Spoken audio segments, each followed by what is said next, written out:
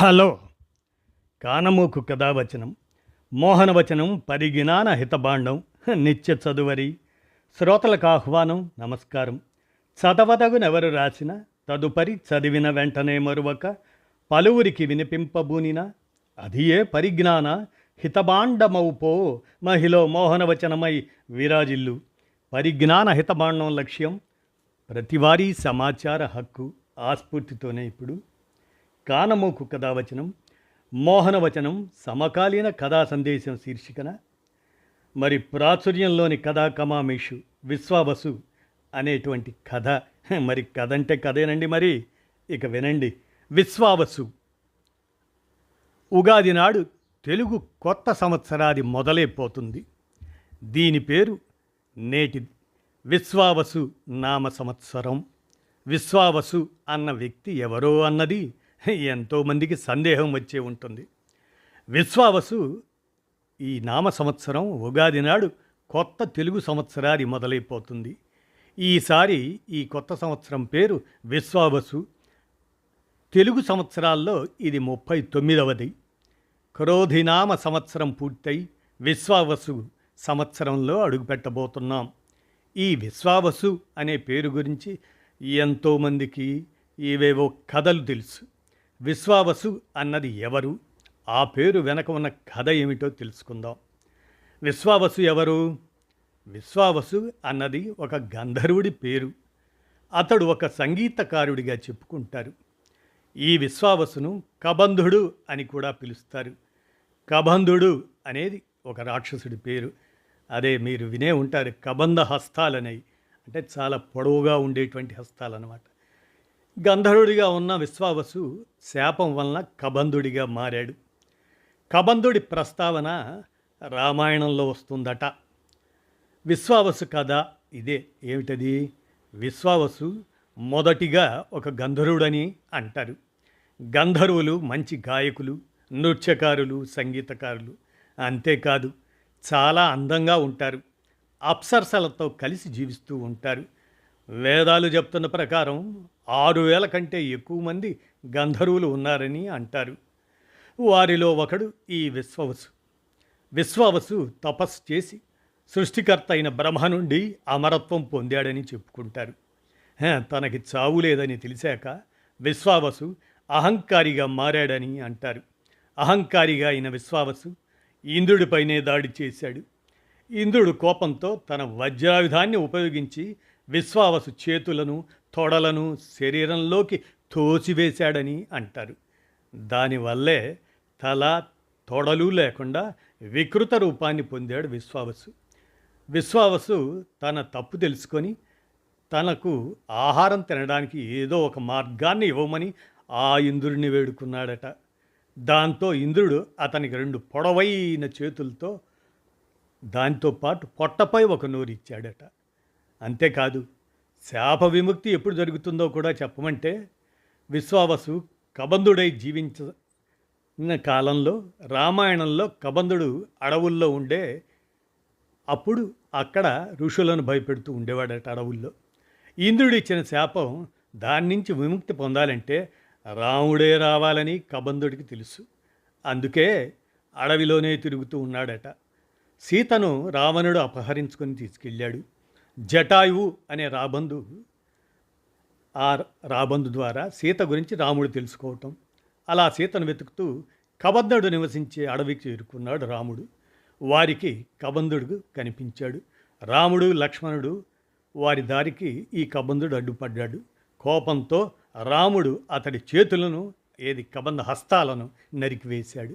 కబంధుడు తన చేతులు నరికివేయటంతో ఆ రామలక్ష్మణులను తన అంత్యక్రియలు నిర్వహించమని కోరుకోవటం, తన చితికి నిప్పు పెట్టమని కోరుకోవటం, తద్వారా దహనమై కబంధహస్తుడు మరణించాడు. రాముడు అలా చేయగానే కబంధుని రాక్షస రూపం కరిగిపోయి ఆ జ్వాలం నుండే విశ్వావసు దివ్య రూపం బయటికి వచ్చిందట. అందమైన వస్త్రాలతో ఆ చక్కటి రూపంతో స్వర్గం నుండి వచ్చిన ఆ రథంలో ఆయన తిరిగి తన గంధర్వలోకానికి వెళ్ళిపోయాడట. ఆ విశ్వావసు నామమే ఇప్పుడు తెలుగు సంవత్సరాల్లో 1 ఏడాదికి పెట్టారని చెప్పుకుంటారు. తెలుగు సంవత్సరాలు ఎలా పుట్టాయి? తెలుగు సంవత్సరాల పుట్టుక వెనక కూడా ఒక కథను చెప్పుకుంటారు. నారదుడు ఓసారి విష్ణుమాయ వల్ల స్త్రీగా మారిపోతాడు. అలా స్త్రీగా మారాక తాను వలచిన ఒక రాజును పెళ్లి చేసుకుంటాడు. వారికి 60 మంది సంతానం జన్మిస్తారు. అయితే ఆ రాజు తన సంతానంతో కలిసి యుద్ధానికి వెళతాడు. ఆ యుద్ధంలో రాజుతో సహా అతని పిల్లలు కూడా మరణిస్తారు. ఈ విషయం తెలిసి స్త్రీ రూపంలో ఉన్న నారదుడు ఎంతో విలపిస్తాడు. విష్ణువును శరణబెడతాడు. దాంతో విష్ణువు ప్రత్యక్షమై 60 మంది పిల్లలు 60 సంవత్సరాలుగా కాలచక్రంలో తిరుగుతూ ఉంటారని వరం ఇస్తాడు. ఆ 60 మంది పిల్లలే ఈ తెలుగు సంవత్సరాలని కూడా మనం కథలు కథలుగా చెప్పుకుంటూ ఉంటాం. తెలుగు సంవత్సరాలు ప్రభవ, విభవ, శుక్ల ఇలా మొదలై చివరకు అక్షయ సంవత్సరంతో ముగిసిపోతాయి. ప్రస్తుతం మన నేటి ఈ సంవత్సరం విశ్వావసు సంవత్సరం మరి ఎంతో మంచిదని మనందరం విశ్వసిస్తూ, అదేవిధంగా ఈ వ్యవహారాల్లో అసలు ఈ కాలరథానికి 60 చక్రాలు అనేటువంటి కథ కూడా ప్రాచుర్యంలో ఉన్నది. అదే అగ్నిశ్చమే నాకు అగ్ని కావాలి, ఘర్మశ్చమే నాకు వేడి కావాలి, అర్కశ్చమే నాకు సూర్యుడు కావాలి, పృథివీచమే నాకు భూమి కావాలి. ఇలా మనం పరమాత్మను ఏం కోరుకోవాలో సూచిస్తుంది రుద్ర చమకం. ప్రకృతి ప్రశాంతంగా శాంతంగా ఉంటేనే మనిషి ప్రశాంతంగా జీవిస్తాడు. నిన్న చూశాం కదా మయన్మార్, థాయిలాండ్లో ప్రకృతి వికోపించినటువంటి పరిస్థితి. అలా కాలాన్ని అనుసరించి నడుస్తూ ఉండేటువంటి వాటిల్లో ఆ వత్సరాదిలోని 60 సంవత్సరాల పేర్లు, ఆ నియమానికి నిర్వచనాలే. మరి అవేంటో మనం పరిశీలిస్తే ప్రభవ నుంచి అక్షయ వరకు 60 తెలుగు సంవత్సరాలకు 60 ప్రత్యేక స్వభావాలు ఉన్నాయని చెబుతూ ఉంటారు. ఆ నామధారణ వెనుక ఆసక్తికరమైన కథలు ఉన్నాయి. ఇప్పుడు మనం వినిపించినట్లే ఓసారి నారద మహాముని విష్ణుమాయ వల్ల స్త్రీగా మారి ఓ రాజును పెళ్ళాడాడని, వారికి 60 మంది పుత్రులు జన్మించారని, కానీ ఓ యుద్ధంలో ఆ కొడుకులందరూ మరణించారని. అప్పుడు నారద మహర్షి విష్ణువుని ప్రార్థించగా, నీ పిల్లలు 60 సంవత్సరాలుగా కాల చక్రంలో తిరుగుతూ ఉంటారు, అలా వారి పేర్లు చిరస్థాయిగా నిలిచిపోతాయి అని వరమిస్తాడు నారాయణుడు. అవే ప్రస్తుతం తెలుగు సంవత్సరాలుగా వాడుకలో ఉన్నాయని ఒక వినికిడి. వీటిల్లో ఒక్కో పేరుకు ఒక్కో ప్రత్యేకమైన అర్థం కూడా ఉంది. ఈ ఏడాది విశ్వావసు నామ సంవత్సరాన్ని తీసుకుంటే విశ్వావసు అంటే ధనం సమృద్ధిగా లభిస్తుంది అని అట మరి అర్థం. అదే ఒక్కో దాన్ని మనం ఈ 60ని కనుక పరిశీలిస్తే ప్రభవ యజ్ఞాలు ఎక్కువగా జరుగుతాయి, విభవ ప్రజలు సుఖ సంతోషాలతో జీవిస్తారు, శుక్ల పంటలు సమృద్ధిగా పండుతాయి, ప్రమోదూత అందరికీ ఆనందం పంచుతుంది, ప్రజాపతి అన్నింటా అభివృద్ధి కనిపిస్తుంది, అంగీరస భోగభాగ్యాలను సూచిస్తుంది, శ్రీముఖ వనరులన్నీ సమృద్ధిగా అందుతాయి, భావ సద్భావనలు కలిగి ఉంటారు, యువ పంటలు సమృద్ధిగా పండుతాయి, ధాత అనారోగ్య బాధలు తొలుగుతాయి, ఈశ్వర క్షేమంగా ఆరోగ్యంగా ఉంటారు, బహుధాన్య దేశం సుభిక్షంగా ఉంటుంది, ప్రమాది వర్షాలు మధ్యస్థంగా ఉంటాయి, విక్రమ అన్నింటా విజయం వరిస్తుంది, వృష వర్షాలు సమృద్ధిగా కురుస్తాయి, చిత్రభాను అంచనాలకు అందని ఫలితాలుంటాయి, స్వభాను ప్రజలు ఆనందంగా ఆరోగ్యంగా ఉంటారు, తారణ సరైన సమయంలో వర్షాలు, పార్థివ సంపద సిద్ధిస్తుంది, వ్యయ అతివృష్టి అధిక ఖర్చులను సూచిస్తుంది, సర్వజిత్తు అనుకూల సమయంలో వర్షాలు కురుస్తాయి, సర్వధారి అందరూ సుభిక్షంగా ఉంటారు, విరోధి వర్షాలు తక్కువ కురుస్తాయి, వికృతి అశుభ ప్రతికూల ఫలితాలను సూచిస్తుంది, ఖర సామాన్య పరిస్థితులు ఉంటాయి, నందన ప్రజలు ఆనందంగా ఉంటారు, విజయ శత్రువుపై విజయాన్ని సూచిస్తుంది, జయ రోగాలపైన విజయం సాధిస్తారు, మన్మద భోగభాగ్యాలు ఆరోగ్యం సిద్ధిస్తాయి, దుర్ముఖి క్షేమకర ఫలితాలు పొందుతారు, హేవళ్యంబి ప్రజలు సంతోషంగా ఉంటారు, విళంబి సుభిక్షంగా ఉంటారని అర్థం,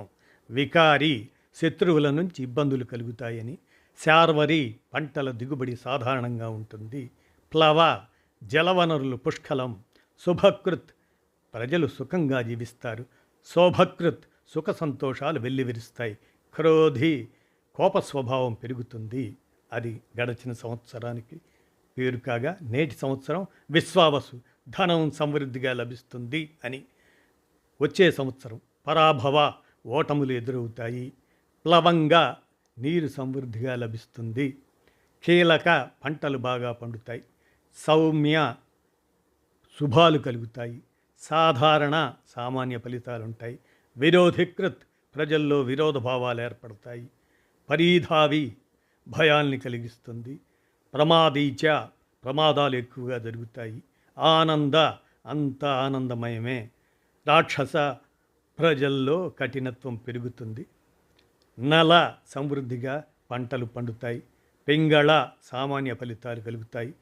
కాళయుక్తి కాలానికి అనుగుణంగా ఫలితాలుంటాయి.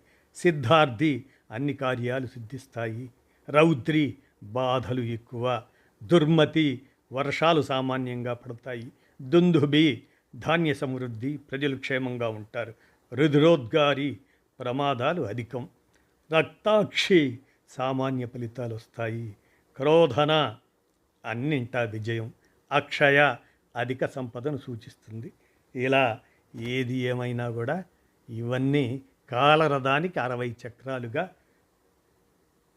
విశ్వాసంలో ఉన్నటువంటి ఈ కథల ప్రాచుర్యం అన్నమాట ఇదంతా కూడా. అందుకే ఈ విశ్వావసు నామ సంవత్సరం నేడు తెలుగు ఉగాదిగా ప్రాచుర్యంలో ఉన్న ఈ కథా కమామేషుల్ని, కథ అంటే కథే కదండి మరి, విన్నారుగా.